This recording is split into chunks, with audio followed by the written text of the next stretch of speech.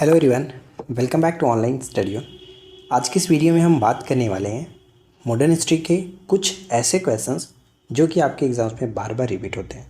तो इन क्वेश्चंस को आप अच्छे से याद रखें और देखिए कि आप इनमें से कितने क्वेश्चन वैसे आपको याद हैं। तो वीडियो के साथ आखिरी तक बने रहिए और सभी को अच्छे से ध्यान से अटेम्प्ट करिए। तो चलिए फिर शुरू करते हैं। फ्रेंड्स, आगे बढ़ने से पहले मैं आपको बता दूं कि हमारे एप्लीकेशन पर मैथ्स की जो चैप्टर वाइज कोर्स है वो स्टार्ट हो चुका है। और जो लोग बिहार एसएससी के लिए प्रिपरेशन कर रहे हैं तो उनको मैं बता दूं कि जो हमारा स्पेशल बैच है बिहार एसएससी 10+2 जो कि टारगेट बैच, उसमें अगर आप ज्वाइन किए हुए तो इसको ज्वाइन करने की ज़रूरत नहीं है। ये मैथ्स का सिर्फ अलग किया गया है। अगर आपको सिर्फ और सिर्फ मैथ्स की कोर्स ज्वाइन करनी है तो आप इसको ज्वाइन कर सकते हैं। अगर आपने उस कोर्स को ज्वाइन कर रखा है तो फिर आपको इसको ज्वाइन करने की कोई ज़रूरत नहीं है। उसी कोर्स में मैथ्स और रीजनिंग भी प्रोवाइड कराया गया है, ठीक है। लेकिन इस कोर्स में आपको सिर्फ और सिर्फ मैथ्स और रीजनिंग अलग कर दिए गए हैं, क्योंकि जिनको जीके जीएस नहीं लेना था, सिर्फ मैथ्स का कोर्स लेना था, उसके लिए है।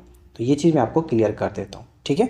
तो अगर आपने कोई भी कोर्स नहीं लिया और मैथ्स के आप लेने के लिए सोच रहे हैं तो फिर आप जा करके इस कोर्स को ज्वाइन कर सकते हैं, जिसमें बहुत सारी चीज़ें आपको मिल जाएगी। रिकॉर्डेड वीडियो होगा और जस्ट 99 के साथ आपको ये ऑफ़र मिल रहा है 1 ईयर की वैलिडिटी के साथ, ठीक है। तो जल्दी से जाइए, एप्लीकेशन को डाउनलोड करिए और इस कोर्स को ज्वाइन कर लीजिए।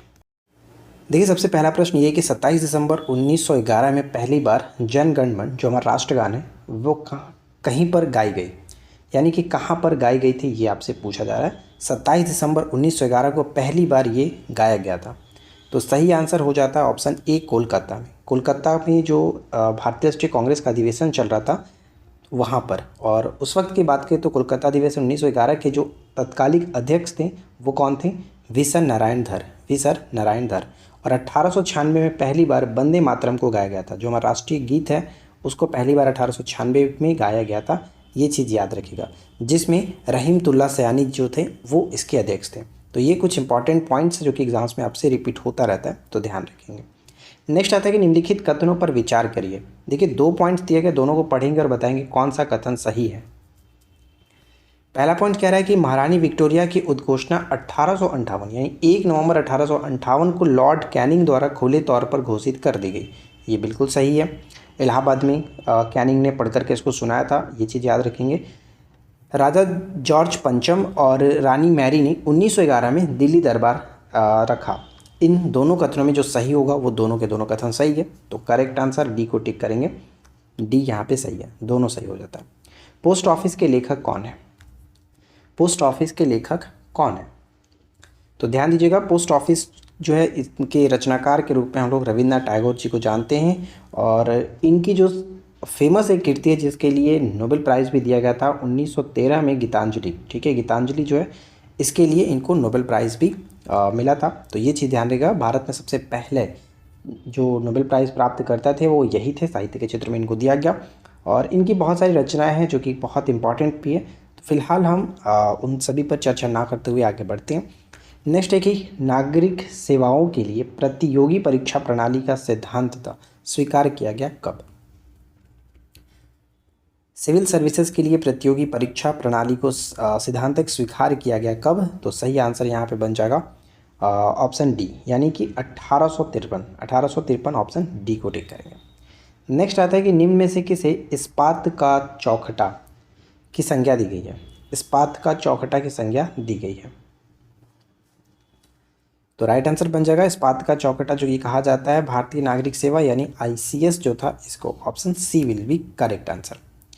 नेक्स्ट पॉइंट आता है the wheels of history. The wheels of history नामक पुस्तक के लेखक कौन है? मिक्स क्वेश्चन है, एंड तक देखिए और आप खुद से बताइए कि आप कितना सही कर पाते हैं। द व्हील्स ऑफ हिस्ट्री नामक पुस्तक के लेखक कौन होगा? तो यहाँ पे करेक्ट आंसर राम मनोहर लोहिया, ठीक है। Ram Manohar Lohia is the correct answer, option D. Khilafat आंदोलन का आरंभ किया किसने? खिलाफत आंदोलन का आरंभ किसने किया? 1919 से लेकर के 24 तक ये चला था और इसमें स्टार्टकर्ता के रूप में अली बंधु को जाना जाता है। इसके बारे में मैंने एक छोटा सा पॉइंट लिखा है, जैसे कि खिलाफत आंदोलन 1919 से लेकर के 1924 तक चला था। यह आंदोलन ब्रिटिश सरकार के खिलाफ था। अली बंधुओं ने, यानी अली बंधुओं की बात करें तो शौकत अली और मोहम्मद अली ने इस आंदोलन की शुरुआत की थी। आंदोलन का मकसद तुर्की में खलीफा पद की बहाली का समर्थन करना था। साथ ही साथ ये अगर आपसे पूछा जाए कि ये आंदोलन जो स्टार्ट कहाँ से हुआ, तो 1919 में लखनऊ से स्टार्ट हुआ था। ये सबसे महत्वपूर्ण पॉइंट बनता है, कहाँ से, लखनऊ से स्टार्ट हुआ था। अगला जो प्रश्न आपके सामने ये है कि झंडा गीत किसने लिखा है। तो ध्यान दीजिएगा, झंडा गीत को लिखा गया है श्यामलाल गुप्त, जो कि पार्षद, जो यहाँ पे ऑप्शन सी को टिक करेंगे, ठीक है, सी। भारतीय राजनीतिक में 1947 के बाद किस महिला ने सर्वाधिक योगदान दिया है। 1947 के बाद किस महिला ने सर्वाधिक योगदान दिया है। तो Aruna Asaf Ali is the right answer, option D, Aruna Asaf Ali. अगला प्रश्न आता है कि निम्न अखबारों में से कौन सा मुख्यतः उदारवादियों की नीतियों का प्रचारक था। उदारवादियों की नीतियों का प्रचारक था। तो मदन मोहन मालवीय जी के द्वारा स्टार्ट किया गया जो लीडर अखबार है, इस यहाँ पे करेक्ट होगा ऑप्शन बी। वंदे मातरम गीत किसने लिखा है। वंदे मातरम गीत को किसने लिखा है। तो यहाँ पे सही आंसर गीत जो हो जाता है बंकिम चंद्र चटर्जी के द्वारा, राष्ट्रीय गीत है, ऑप्शन सी। भारत में पहला समाचार पत्र किसने शुरू किया था। समाचार पत्र से याद आया कि सुबह में मैंने आपको समाचार पत्र क्वेश्चंस ऑलरेडी कराया है, तो अगर आपने उसको नहीं देखा तो देख लीजिएगा। भारत के सभी महत्वपूर्ण समाचार पत्रों को हमने उसमें कवर किया हुआ है। तो भारत का पहला समाचार पत्र जेम्स ऑगस्टस हिकी के द्वारा द बंगाल गजट था। सही आंसर ऑप्शन ए हो जाता है। 1780 में स्टार्ट किया गया, ठीक है।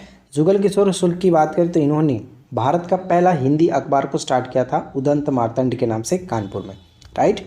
नेक्स्ट आता है हरिहर दत्त। हरिहर दत्त की बात करें तो इन्होंने उर्दू भाषा का सबसे पहला समाचार पत्र स्टार्ट किया, और मिरातुल अखबार के बारे में आपको पता ही है कि फारसी भाषा का अखबार था। साथ ही साथ संवाद कैमुदी की बात करें तो वो भी आप राजा राम मोहन राय के साथ याद रखेंगे। नेक्स्ट आता है कि सैंडलर आयोग का संबंध किससे है। सैंडलर आयोग का जो संबंध है वो किससे है, तो शिक्षा से संबंधित है। सैंडलर आयोग शिक्षा से संबंधित 1917 की बात है। यहाँ पे पढ़ेंगे कि सैंडलर आयोग, जिसे कलकत्ता विश्वविद्यालय आयोग के नाम से भी जाना जाता है, की स्थापना 1917 में की गई थी। इसका मकसद ब्रिटिश भारत में शिक्षा व्यवस्था में सुधार करना था। इस आंदोलन ने कलकत्ता विश्वविद्यालय के साथ साथ माध्यमिक और स्नातकोत्तरीय शिक्षा पर भी अपनी राय दी। सैंडलर आयोग के अध्यक्ष के रूप में बात करें तो डॉक्टर M.E. सैंडलर थे, डॉक्टर M.E. सैंडलर। और इस आयोग में 2 भारतीय सदस्य थे जिनका नाम डॉक्टर आशुतोष मुखर्जी और डॉक्टर जियाउद्दीन अहमद। ये 2 नाम याद रखेंगे क्योंकि हो सकता है कि क्वेश्चन घुमा करके पूछ लिया जाए कि सैंडलर आयोग के अध्यक्ष, मतलब कि सैंडलर आयोग में 2 भारतीय सदस्य कौन कौन से थे, ऐसे क्वेश्चन बन सकता है। तो आशुतोष मुखर्जी और जियाउद्दीन अहमद, ये चीज़ याद रखना है। नेक्स्ट आता है कि अमृत बाजार पत्रिका की स्थापना या फिर शुरुआत। अमृत बाजार पत्रिका यहाँ पे शिशिर कुमार घोष या फिर मोतीलाल घोष, जो भी ऑप्शंस में दिखें, तो बी यहाँ पे करेक्ट आंसर बन जाता है। गोदान किसकी रचना है। गोदान, गोदान सभी को पता है प्रेमचंद की रचना, जिनको हम लोग धनपत राय के नाम से जानते हैं, इनका वास्तविक नाम। ब्रिटिश ने भारत में प्रांतीय स्वायत्तता कब से लागू कर दिया। ब्रिटिश ने भारत में प्रांतीय स्वायत्तता को कब से लागू कर दिया, तो भारत सरकार अधिनियम 1935 के बाद से, भारत सरकार अधिनियम 1935। नेक्स्ट आता है कि उपन्यास दुर्गेश नंदिनी के लेखक कौन है। उपन्यास दुर्गेश नंदिनी के लेखक कौन है। तो ध्यान रखना है कि दुर्गेश नंदिनी के जो लेखक होंगे वो सही आंसर यहाँ पे बनेगा बंकिम चंद्र चटर्जी। Durgesh Nandini Bankim Chandra Chatterjee, option B. किस अधिनियम के तहत लॉर्ड कॉर्नवालिस को अपनी काउंसिल के फैसलों को रद्द करने का अधिकार मिल गया। लॉर्ड कॉर्नवालिस को अपनी काउंसिल के फैसलों को रद्द करने का अधिकार मिल गया था, तो 1786 का एक्ट, 1786 के एक्ट, ऑप्शन सी। नेक्स्ट आता है कि भारत भारती के रचनाकार कौन है। भारत भारती के रचनाकार के रूप में हम लोग जानते हैं मैथिली शरण गुप्त, मैथिली शरण गुप्त, ऑप्शन डी। भारतीय राष्ट्रीय कांग्रेस के प्रथम अधिवेशन के अध्यक्ष कौन थे। प्रथम अधिवेशन के अध्यक्ष कौन थे, तो ध्यान रखना है प्रथम अधिवेशन के अध्यक्ष के रूप में चुना गया था किसे, भूमेश चंद्र बनर्जी, जिसको भूमेश चंद्र बनर्जी के नाम से जानते हैं, WC बनर्जी, ठीक है, WC बनर्जी। तो सही आंसर ऑप्शन आपका ए हो जाता है, भूमेश चंद्र बनर्जी। नेक्स्ट आता है कि भारत में आधुनिक शिक्षा प्रणाली की नींव किससे पड़ी। भारत में आधुनिक शिक्षा प्रणाली की जो नींव है वो किसने डाली थी, तो 1835 के मैकाले के मिनट के अनुसार, मैकाले के मिनट के अनुसार, ऑप्शन बी। भारत में निम्न वायसरायों में से किसके काल में Indian penal code, civil procedure code और क्रिमिनल प्रोसीजर कोड पारित किया गया था। तो यहाँ पे सही आंसर क्या बन जाएगा, लॉर्ड कैनिंग, ठीक है, Lord Canning is the correct answer, option C. Next है कि निम्नलिखित में से किसने मीर कासिम तथा सुजाउद्दौला के साथ मिलकर के अंग्रेजी ईस्ट इंडिया कंपनी पर युद्ध घोषित किया और वे बाद में बक्सर के युद्ध में पराजित भी हो गए। तो बक्सर के युद्ध में पराजित भी हो गए शाह आलम द्वितीय, ठीक है, शाह आलम द्वितीय। बक्सर का युद्ध 1764 में 22 से 23 अक्टूबर 1764। नेक्स्ट वन आता है वांडीवास का युद्ध 1760 में क्या हुआ। तो वांडीवास के 1760 में हुआ था और ये तमिलनाडु में पड़ता है वांडीवास। तो सही आंसर हो जाता है कि ब्रिटिश ने फ्रेंच को हराया था, ब्रिटिश लोगों ने फ्रेंच को हराया था, ऑप्शन सी, ठीक है, सी को टिक करेंगे। नेक्स्ट प्रश्न आता है कि द्वितीय कर्नाटक युद्ध में अंग्रेजों के दक्षिण की सूबेदारी हेतु व कर्नाटक नवाब हेतु किसका समर्थन किया, किसका समर्थन किया। द्वितीय कर्नाटक युद्ध, देखिए कर्नाटक युद्ध पर भी मैंने एक वीडियो बना रखा है, नहीं देखे तो चेकआउट करिए यार, सर्च करोगे तब तो सब कुछ मिलेगा, देखना ही नहीं चाहते हो तो क्या ही आपको हम बोलें। तो यहाँ पे देखिए सही आंसर यहाँ पे बन जाता है नासिर जंग और अनवरुद्दीन, ठीक है, नासिर जंग और अनवरुद्दीन, यहाँ पे करेक्ट आंसर बी हो जाता है। तो यहाँ पे 25 इंपॉर्टेंट क्वेश्चंस मैंने आपके साथ रखे जो कि बार बार रिपीट होते रहते हैं। तो अगर आपने इस 25 में से 22 सही किया है, 21 भी लिख सकते हैं, 21 अगर आपका सही है तो आपकी स्कोरिंग अच्छी है और आप अच्छे से प्रिपरेशन कर रहे हैं, क्योंकि ये सब बेसिक वाले क्वेश्चंस थे और बार बार रिपीट होते हैं, तो मैंने आपके सामने रखा है। वीडियो पसंद आया हो तो प्लीज़ लाइक एंड शेयर करिए, चैनल पर पहली बार है सब्सक्राइब करके नोटिफिकेशन बेल आइकन कॉल पे सेट कर लीजिए। हम मिलते हैं आपके साथ इसी प्रकार के नेक्स्ट वीडियो में नए टॉपिक के साथ। Thanks for watching, keep learning, have a good day.